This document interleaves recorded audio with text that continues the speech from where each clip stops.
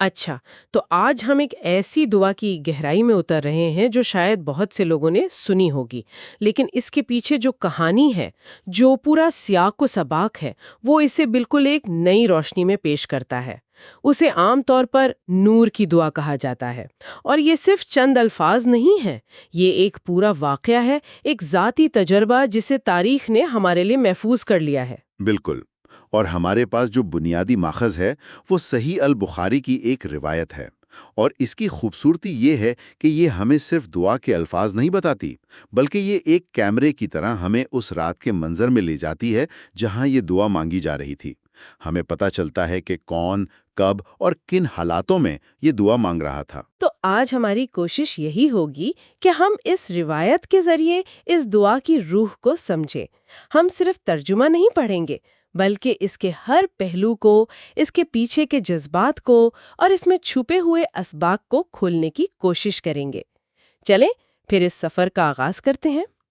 سب سے پہلے تو اس دعا کے الفاظ ہی دیکھ لیتے ہیں، کیونکہ ان کی ساخت ہی بہت کچھ بتا دیتی ہے۔ دعا کچھ یوں ہے: اللہم جعل فی قلبی نورا وفی بصری نورا وفی سمعی نورا وعن یمینی نورا وعن یساری نورا وفوقی نورا وتحتی نورا وامامی نورا وخلفی نورا وجعل لی نورا، یعنی اے اللہ، میرے دل میں نور ڈال دے، میری بصارت میں نور، میری سماعت میں نور، میرے دائیں بائیں، اوپر نیچے، آگے پیچھے، ہر طرف نور کر دے اور میرے لیے نور بنا دے۔ اس دعا کو سنتے ہی جو پہلی چیز ذہن پر اثر کرتی ہے وہ اس کی جامعیت ہے۔ یہ کوئی عام سی درخواست نہیں ہے کہ یا اللہ مجھے روشنی دے، نہیں، یہ بہت زیادہ تفصیلی ہے۔ آپ دیکھیں، اس کی شروعات اندر سے ہوتی ہے، یعنی میرے دل میں نور، یہ مرکز ہے۔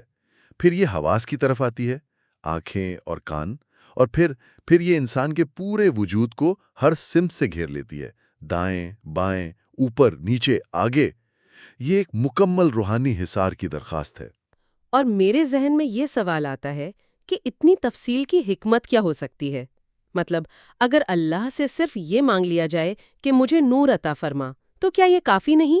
یہ ایک ایک عضو اور ایک ایک سمت کا نام لینے کی کیا وجہ ہو سکتی ہے؟ یہ بہت اہم سوال ہے۔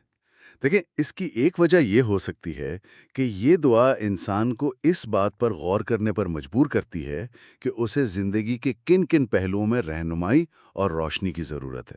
جب کوئی کہتا ہے میرے کانوں میں نور ڈال دے، تو وہ صرف سننے کی صلاحیت نہیں مانگ رہا، وہ حق بات سننے، لغو اور باطل سے بچنے، اور جو سنے اس میں سے ہدایت کو پہچاننے کی توفیق مانگ رہا ہے۔ اچھا، آج کل کے شور شرابے اور انفارمیشن اوورلوڈ کے دور میں یہ کتنی متعلقہ بات ہے نا؟ یہ تو بہت گہری بات ہے۔ مطلب میری آنکھوں میں نور ہو کا مطلب صرف یہ نہیں کہ نظر تیز ہو، بلکہ یہ کہ میں چیزوں کی حقیقت کو دیکھ سکوں، ظاہر کے پیچھے چھپے باطن کو سمجھ سکوں۔ بالکل، بصارت نہیں، بصیرت کی دعا ہے۔ ہاں، بصیرت کی دعا، دھوکے اور فریب سے بچ سکوں۔ صحیح۔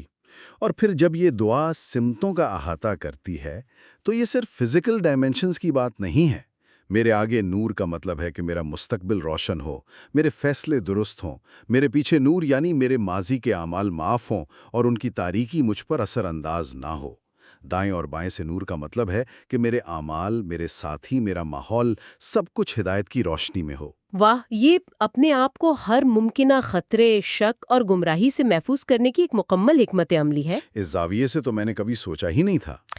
اچھا، اب آتے ہیں اس کہانی کی طرف جس نے اس دعا کو ہم تک پہنچایا، کیونکہ وہ اس کے معنی کو اور بھی گہرا کر دیتی ہے۔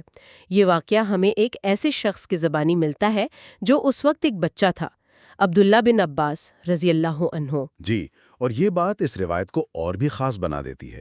یہ کسی بڑے صحابی کی رسمی روایت نہیں، بلکہ ایک نوجوان متجسس لڑکے کا آنکھوں دیکھا حال ہے۔ عبداللہ بن عباس بتاتے ہیں کہ وہ ایک رات اپنی خالہ ام المومنین میمونہ رضی اللہ عنہ کے گھر رکے، جو نبی کریم صلی اللہ علیہ وسلم کی زوجہ تھیں۔ وہ جان بوجھ کر وہاں رکے تھے تاکہ نبی کریم صلی اللہ علیہ وآلہ وسلم کو رات میں عبادت کرتے ہوئے دیکھ سکیں۔ ان کے اندر علم حاصل کرنے کی پیاس بچپن سے ہی تھی۔ یعنی یہ ایک بچے کا تجسس تھا جو ہمیں تاریخ کے اس خوبصورت لمحے تک لے گیا۔ وہ بتاتے ہیں کہ نبی کریم صلی اللہ علیہ وآلہ وسلم رات کے کچھ حصے تک سوئے، پھر بیدار ہوئے، اور یہاں روایت کی چھوٹی چھوٹی تفصیلات بہت دلچسپ ہیں۔ بتایا گیا کہ آپ صلی اللہ علیہ وآلہ وسلم اٹھے، ایک پرانے مشکیزے سے وضو کیا، اور وضو کے بارے میں کہا گیا کہ وہ درمیانہ وضو تھا، مبالغہ کیے بغیر لیکن کامل۔ جی، یہ جملہ بظاہر بہت سادہ ہے، لیکن اس میں بہت کچھ چھپا ہے۔ کیا مطلب؟ مطلب یہ صرف وضو کی بات نہیں ہے، یہ ایک پورا مائنڈ سیٹ ہے۔ یہ ہمیں نبی کریم صلی اللہ علیہ وآلہ وسلم کی زندگی کے ہر معاملے میں اعتدال اور کمال یعنی ایکسلنس کا اصول سکھاتا ہے۔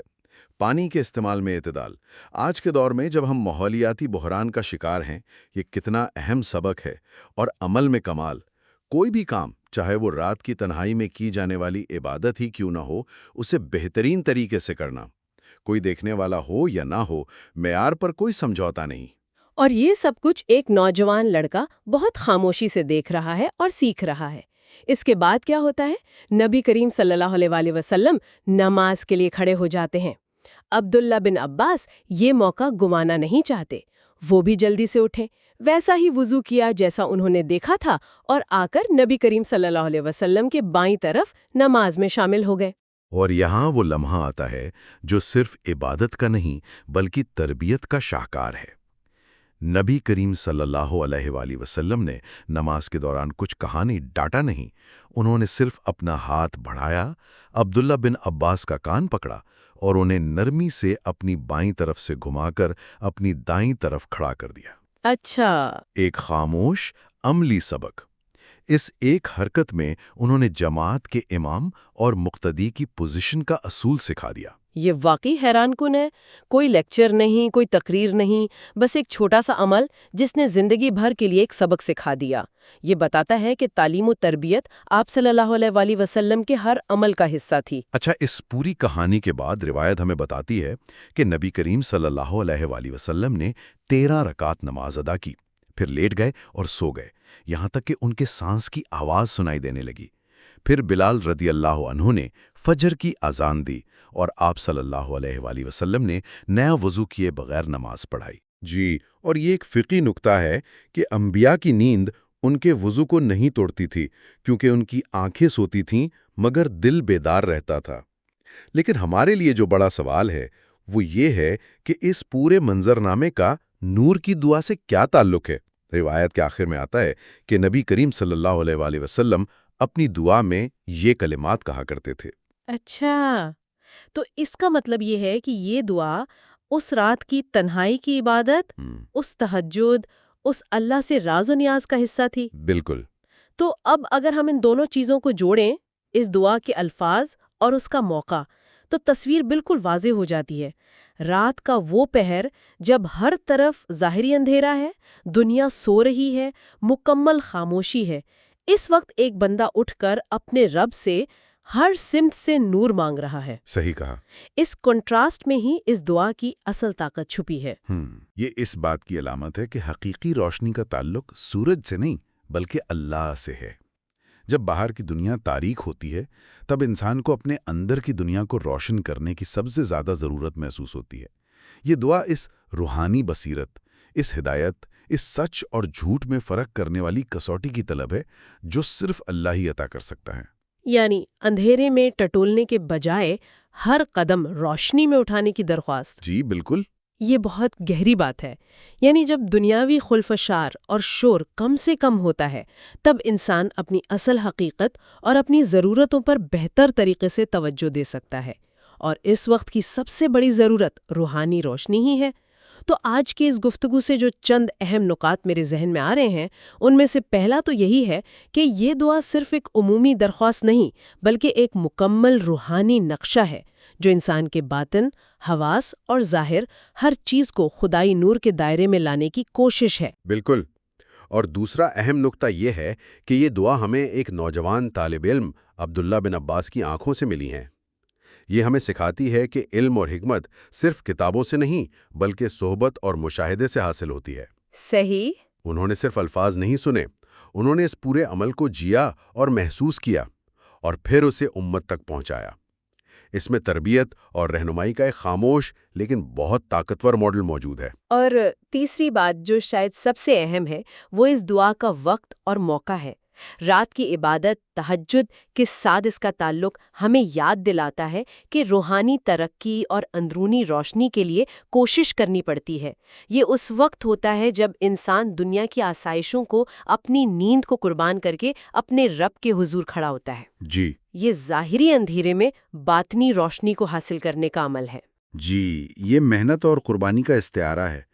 یہ دعا ہمیں بتاتی ہے کہ نور کوئی ایسی چیز نہیں جو خود بخود مل جائے، بلکہ اسے مانگنا پڑتا ہے، اس کے لیے جد و جہد کرنی پڑتی ہے، اور اس کے لیے بہترین وقت وہ ہے جب ہمارا تعلق اللہ سے سب سے زیادہ گہرا اور خالص ہو۔ تو آج ہم نے دیکھا کہ کس طرح چند جملوں پر مشتمل ایک دعا اپنے اندر تاریخ، تربیت، روحانیت اور زندگی گزارنے کا ایک پورا فلسفہ سموئے ہوئے ہے۔